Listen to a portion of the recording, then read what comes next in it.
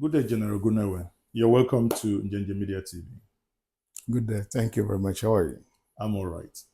I believe the last time we physically met was during the campaign in Lagos, and after Lagos, we met during the convention You're right. in Owerri. Yeah. Since after the convention, how has it been? What have you been up to? Well, I know that we met last during the Imo State Labour Party, primary elections, and in which I participated actively.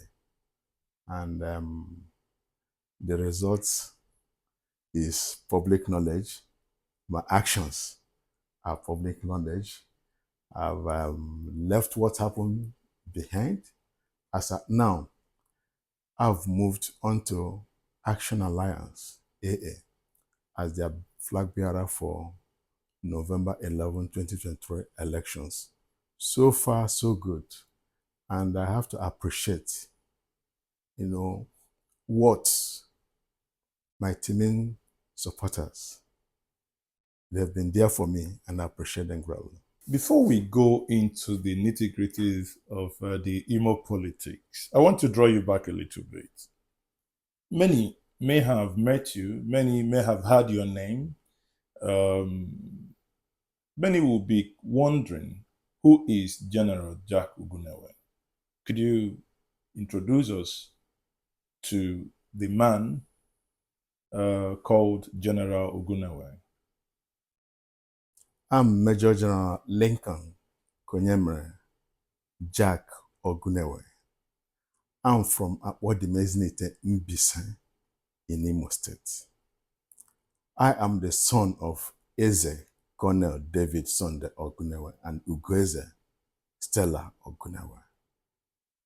Colonel Ogunewe, who was the 34th Nigerian to be commissioned an officer, and he was the military advisor to the then head of state, Dim Odumegwu Ojukwu, during the Civil War. So that's a short version of what I can say about myself. Aside your military career, what makes you tick? What do you enjoy doing? Aside being a military man, obviously also as a family man. Aside my military service, also while in military service too, I believed and participated in community service. That has been a driving force for me. I have great sympathy, for the less privileged in the society.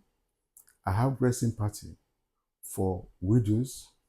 I have great sympathy for the youth. And I have participated in a lot of ways in uplifting my community, Umakam, Akpodim, Ezinite, Mbise.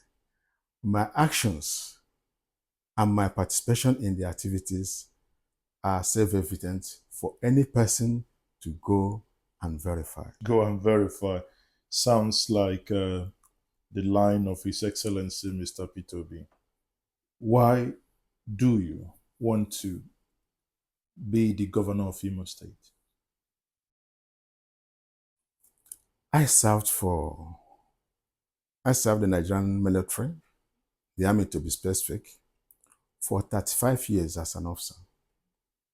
And if you include my cadet training, it will be 38 years plus. So my military service was for 38 years service. In developed countries, military service is the height of national service. In that profession, I imbibed a lot of characters that has made me to understand what leadership is all about. And if you ask, why do you want to contest for governor of Imo State? A good question. I just retired from the military. After some few years, I am in the realm of politics, because what I've seen on the ground, what I'm seeing happening in Imo State is not what any person can be proud of. This is a state I saw in the 70s, progressive, very, very loving, very accommodating, as at today, as if it is to your tents, O Israel. Everything is broken down. So when I looked at what happened, I said, no, I needed to enter the realm of political leadership to make sure that the wrongs are made right, to make sure that Imo State will be seen among the best governed states in Nigeria. We've had examples during the time of late Sambakwe that the state, through community effort, built a lot of development works that are still existing up to today. So my main focus of wanting to be the governor of Imo State is service. Service to the people, service to the masses, and it will be exemplary service that will be transparent. Not only being transparent, it will be seen as transparent. So that is my motivating factor of wanting to be the governor of Imo State. When we look at Nigerian politics, money plays a very critical role in it. And you, I would say, served within the Nigerian army. And if I look at your state and your state governor, Hope Uzodinma, who many would argue that he has got the war chest, how do you intend to uproot him and to ensure that you become the governor of Imo State come November 2023? Thank you for this question. I won't go into the strategies and its implementation. But what I want to tell you that you have money power and you have people's power. And in the end, there's no way people's power, people's will not defeat money power. Money has a role to play in politics. But from the strategies I've adopted, is going to be a kind of mass movement, because we are going to make a campaign based on issues, and people will see what has happened in the past, what is happening in the present, and they will have rights to choose. And when you have right and wrong, majority will follow the right path. The few might follow the wrong path. What is happening in Imo State is that no matter the money you throw around, people will take the money and do the right thing. If what you call war chest is money that's supposed to be used for, developmental projects in the state, is what is being shared as if it's a cookie jar, I tell you that we are wiser. Imolites are wiser, and they are yearning for a new leader in Imo State, and I represent that new leader and leadership. Okay, beyond that, beyond money, we can see in the last presidential election, or obviously your state did not have the Guba election, but they had House of Assembly. We saw how the party in power coerced through violence to ensure that almost all the state assemblymen came to their party.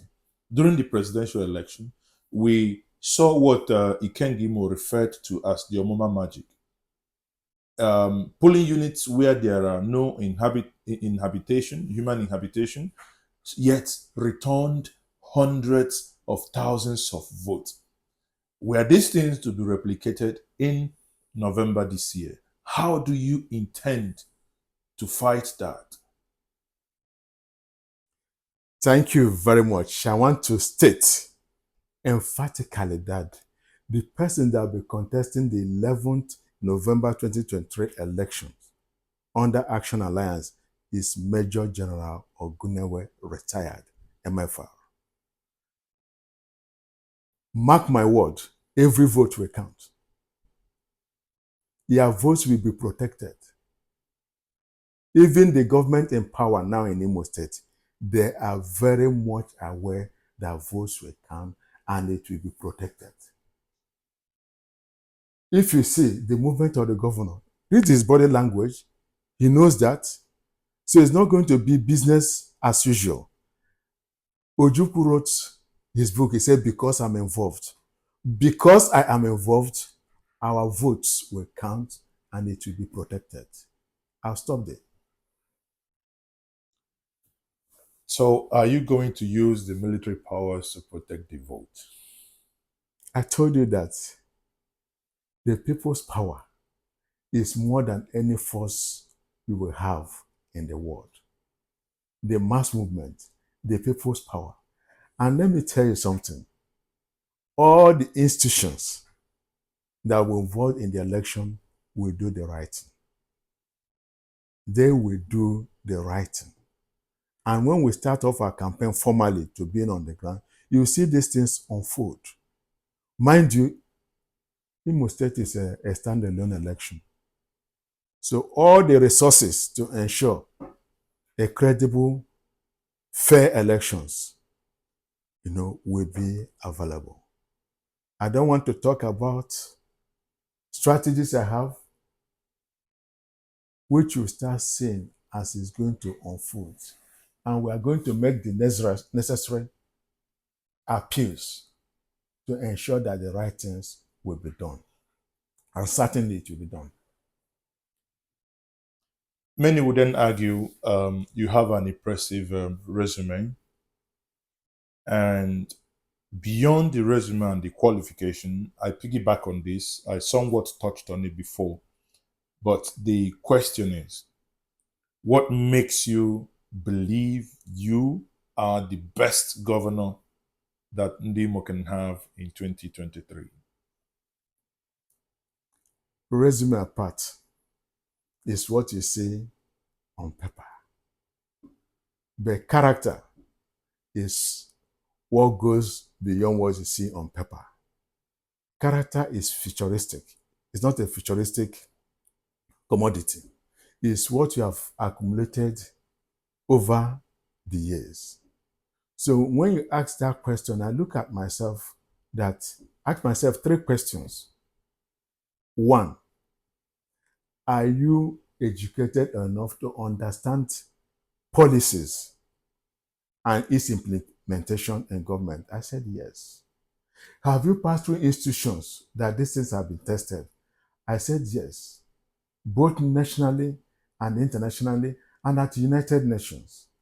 I asked myself, are you physically healthy to embrace this challenge? I said yes. And above all, I asked myself, do you have the temperament for leadership? Temperament for leadership involves a lot. It involves somebody who has a listening ear. It involves somebody who has empathy. It involves somebody that will appreciate criticism more than praises. And I stand for criticisms more than praises. So in terms of temperament, which is what I have supreme, that's what gives me the confidence that I am most qualified among those, juggling for office in Imo State. Let's come back to Imo State. Now, I want to start by saying, what is your understanding of Imo State and the problem that is inherent in it, that has been a reoccurring decimal, and what do you think you can offer Ndimo in resolving that particular problem that you will identify? Imo State used to be a peace-loving state, conducive enough to attract visitors and investors alike. But today, the greatest challenge facing Imo State is insecurity. We sleep in fear, wake up in fear, walk in fear. There's that fear mentality as if we're under siege. This must be a priority that must be tackled. And coming from the background and from the military, I compare with other contestants, I hold very strong credentials to tackle the insecurity in Imo State. Because without security, nothing will function. Yeah, but how do you want to do that? Are you willing to negotiate with the troublemakers? Are you going to, what is it? You sound as if you hold the magic wand. How are you going to do it?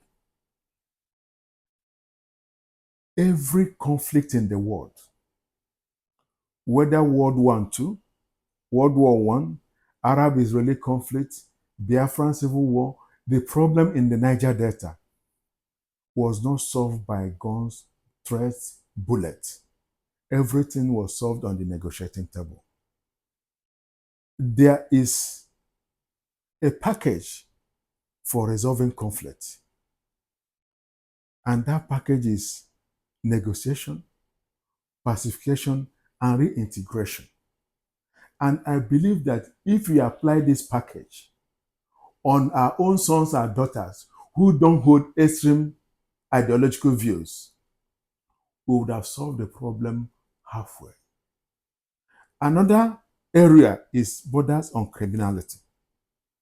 There are layers we use in solving that. If we come in today, the local government system in Nigeria, especially in Imo State, is non-existent. And the first tier of security architecture is at the local government areas, where you have the local government closer to the people. When you'll be able to tackle such and make sure that the local governments are operating optimally, half of the insecurity in the state will be resolved. So I've said many times over that if I'm elected governor of Imo State, within 6 months, there will be credible, fair local government elections. Also, what is accruable to the local government will go directly to the local government. The state government will only monitor to make sure that the local government, utilizes what comes to them, evenly among the areas they are governing. One, any local government can say you don't have immunity. So anything you do, honestly, you will be called to question. So that is an area of tackling insecurity. And also, in my manifesto, I drew up key performance index. And in drawing the key performance index on insecurity, what I put that is from January to June, you will hold credible local government election. After 9 months, you will have a free and safe Imo State that insecurity would have been reduced to a minimum. And over time, Imo State will be safe. From the things you have said, you have rated security as your highest priority for Imo State. Now, do you think the current governor is not doing those things you intend doing? You talked about negotiating. Do you think he's not negotiating with those causing havoc and mayhem in Imo State? What is it you think you can do different from what he's currently doing? If he's doing that, I don't think we would have been in this state. Every person would have known that. I've made presentations on insecurity in South is the way forward. One of the first things I talked about was the so-called Ebubaka. I called it an illegal outfit because it did not pass through legislation of the State House of Assembly to give it life. You don't know the commanders. You don't know they don't have an office, no form of identity, either vehicle or identity cards. And in summary, I called it a militia group. And what do militia groups do? They kill, they destroy, they maim. So if he's doing enough, I don't think we'll be in this state we are today, insecurity-wise. Can we dive a little bit into the manifesto you mentioned before now? You talked about the manifesto you have for Imo State. Can you walk us through on the key highlights of your manifesto? My manifesto is not going to be as thick as the Bible. It's going to be something that a manifesto covered in 4 thematic areas: security, justice, and human rights forms one cornerstone. And that cornerstone is good governance.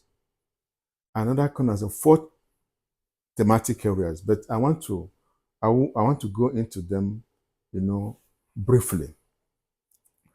First and foremost, any society that cannot feed itself cannot claim to be a strong society. So, agriculture is a key priority area in the manifesto, because if you do a kind of geospatial mapping of Imo State, you discover that Imo State has arable land. Mm-hmm. All it requires is government initiative to encourage investors in this area. So agriculture is a key area. Secondly, any society that claims to be strong must be educated, because education frees you and gives you a wide horizon to think well in life. So we have priority of creating functional educational system. Apart from the normal educational system you have, our technical colleges will be looked upon. It's an area we're interested in looking upon. Also, there's what I put in that manifesto that will involve, in case you finish primary school, secondary school, there's something, there are areas you can learn trades that will undergo certification. Areas, technology, carpentry, electrical works. So we are going to talk about education that will make you functional and independent anywhere you are in the world, not paper education. Another area we are looking at is human rights and justice. This area is very, very dear to me, because what is happening presently is something that is not right, where people will be picked and detained indefinitely, and the government, pretends that they are not aware of that. As governor of Imo State, anywhere any Imolite is detained or arrested, or any resident in Imo State is arrested, we'll be interested to find out, at least have statistics of those detained and the reason. And we'll make sure that those committed crime should be charged to court immediately. This is another area. Another area we are looking at is that the healthcare system. If you look at the whole healthcare system it's in comatose. And what I want to do, I have a manifesto, the healthcare area, when I start interacting, I'm going to interact with the Nigerian Medical Association Imo State branch.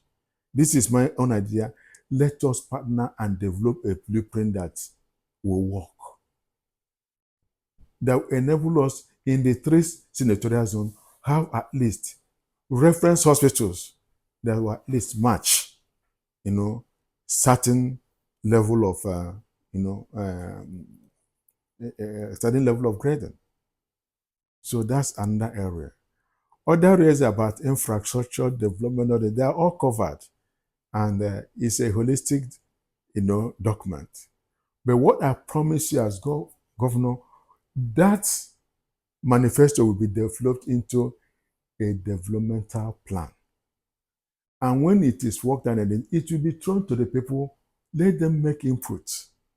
Because that's what I call stakeholders buying into a development plan. And once that comes out, the government will activate it and will run with it and will run with the people. In your considered opinion, what do you think works in Imo State? This is a tough question.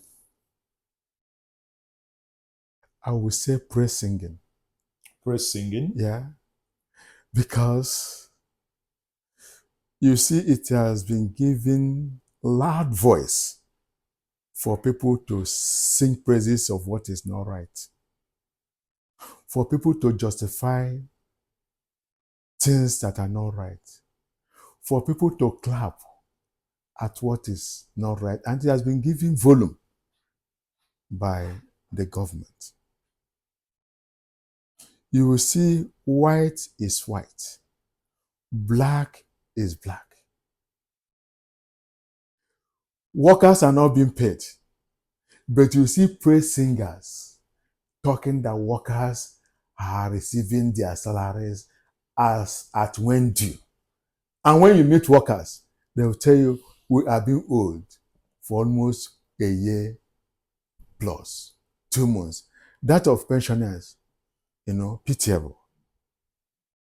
You will see people that will see that things are not going well. But you have praise singers that want to draw wool across our eyes and tell us that things are going well. So the only thing I can say that is going well in Imo State is praise singing. And if you are anybody that has a contradiction, you point out at one thing that is going on well in Imo State. Part of my question is, if whatever that you consider positive in Imo State, is that something you may wish to continue? I don't like praise singing. I told you this initially. I don't. I appreciate criticisms. Your criticisms puts you in check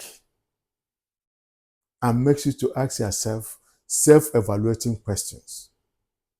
I will tell you one thing.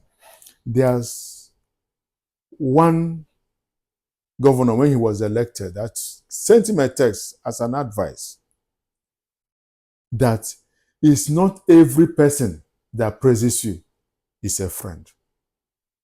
And it's not everyone that criticizes you is an enemy. Try and embrace criticisms more than praise. So to me, praise is something that God said that is his food. So I won't like to share God's glory with him. So that's all I have to say about this. We met during the Labour Party convention in Norway. The outcome of that convention is known to the public. You moved to what many will say an obscure party that can only be linked to former Imo State Governor Rochas Okorocha and his in-law Uche Nwosu. Many have actually said that they are prompting you because, many have argued. Now, these are things we would also want you to address, that they've given you the platform for you to run on. But the most critical part is you have emerged under this platform, moving away from Labour Party that you have supported its principal, Mr. Peter Obi, during the presidential election. How do you intend to win the election without that critical movement of the Labour/the obedient movement? How do you intend to achieve this? I'll ask a question. Where was Labour Party before the entry of Mr. Peter Obi? Nowhere. But Peter Obi is is an enigma that probably propelled, or rather, it's not probably, that propelled that mass movement. I will tell you that without His Excellency Peter Obi, Labour Party won't have gained the momentum it had gained in the whole nation.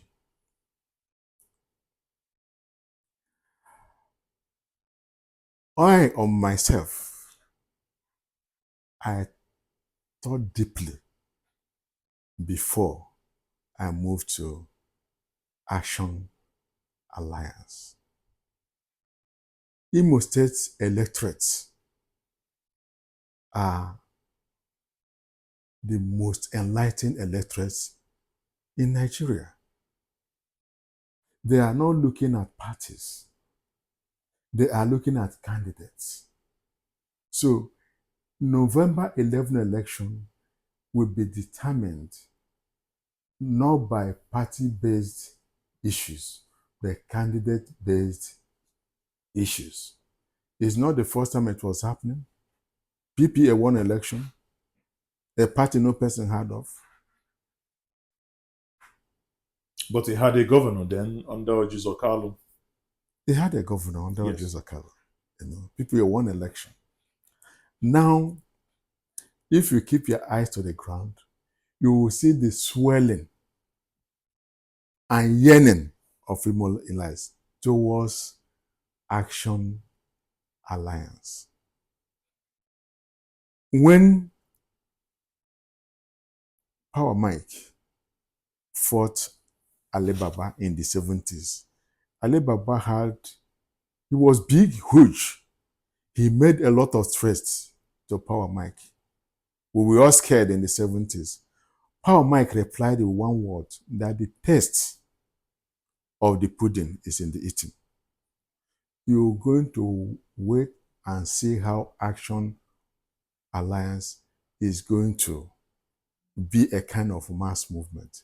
I'm not in doubt about that, because Imo lights are looking at a candidate with credentials, a candidate with character, a candidate that has no baggage, and I represent that qualities they are looking at.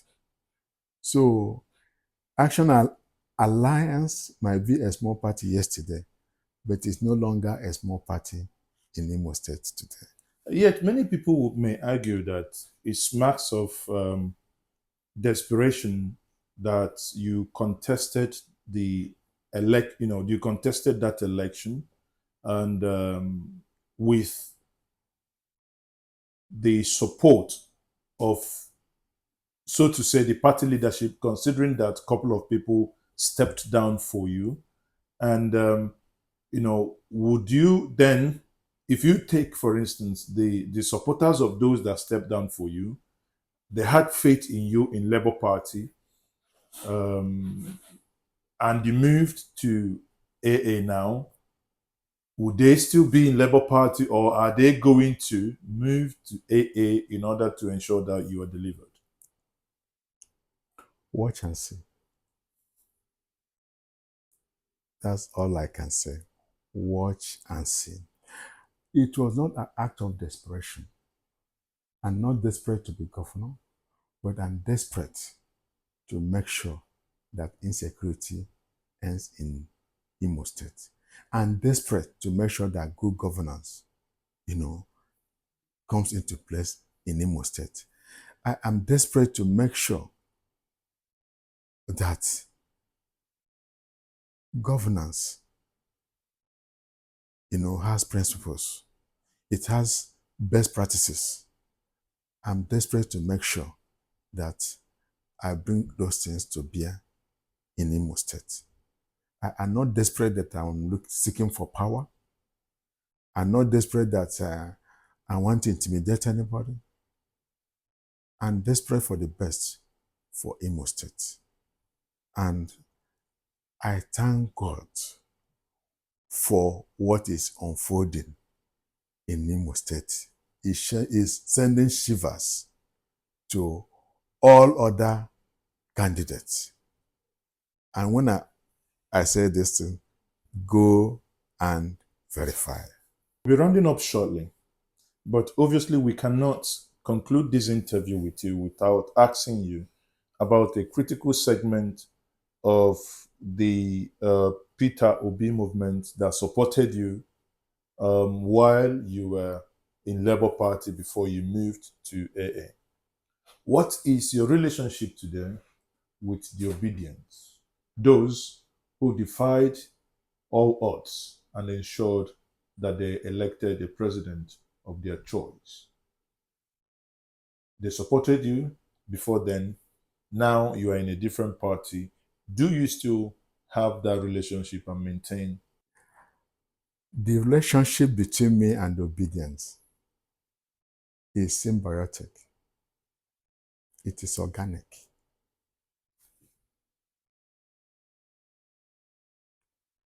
I appreciate so much their support for General Ogunewe. Their support, I've come to see that is not based on party, but is based on individuals. Is based on principles that they hold sacrosanct. Wherever they find these principles or characteristics in a person, you see them supporting that person. What are those principles? You talk of character, which I told you that is not a futuristic commodity. You talk of competence. You talk of pedigree. So when you look at these things, put Ogunewe on one scale and put the candidates of these other parties, Labour Party,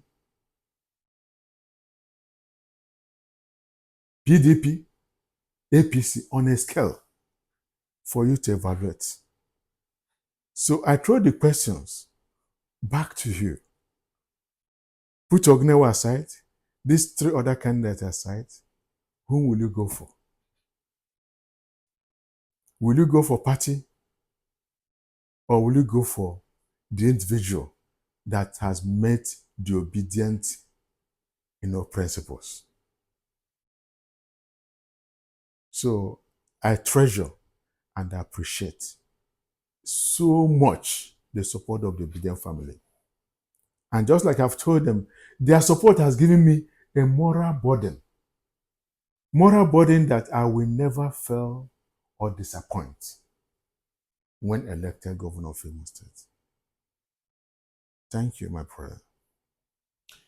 Thank you very much. That's a very fine place to anchor this interview. It's been a pleasure speaking to you for the last couple of minutes. Thank you very much. Thank you very much. I appreciate you. God bless you. Bless you too.